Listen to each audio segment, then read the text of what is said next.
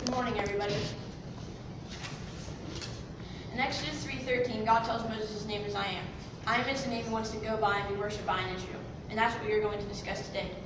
Now Isaiah 7:14 says, "Therefore the Lord himself shall give you a sign. A virgin shall conceive and bear a son, and shall call his name Emmanuel." Emmanuel means God with us. This verse is talking about Jesus. How is this verse talking about Jesus? How is Jesus God with us? Let's talk about that. In John 6:16 through 20, when he was walking on water, right after he fed the 5,000 men, excluding women and children. So we don't know how many people he actually fed. Anyways, back to John 6:16 through 20. The disciples were afraid they had seen a ghost. But Jesus said, "Do not be afraid, for I am." We see here Jesus as the I Am gave them a sense of comfort and peace and helped them see the truth. In John 8:58, when Jesus was talking to the leaders of the people, he said, "When Abraham was, I am." This reminds me of another passage, Genesis 12, when God gave Abraham 3 promises. Those promises are, he would have a son, he would be the father of many nations, and the people would be blessed through him.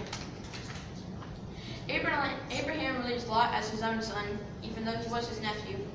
Through him came the Moabites and the Ammonites. Later, Abraham had a son named Ishmael. Ishmael had his own nation called the Ishmaelites, but he was not the promised son. Isaac was. Isaac later had 2 children named Jacob and Esau.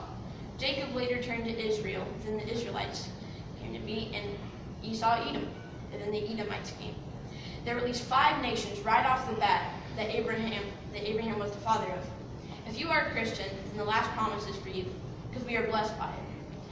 You see, the final promise is fulfilled by Abraham's later descendant, Jesus, who died on the cross to save everyone's sins. I want to end on another I Am statement. In John 18, when Jesus was about to get arrested, how ironic is it that they brought torches, how they brought swords and clubs to arrest the light of the world, and torches to capture the Prince of Peace. Jesus asked, "Who are you seeking?" They replied, "Jesus of Nazareth." Jesus said, "I am he." But I am told in the original Greek version, he was not there. So once again, Jesus says, "I am." Now look what happened. All of those people who came to arrest him fell to their knees. But when they got up, Jesus asked them the same question. But this time they stood on their feet. We can only stand in the presence of Jesus if he allows us to. This reminds me of another passage, Philippians 2:10 through 11.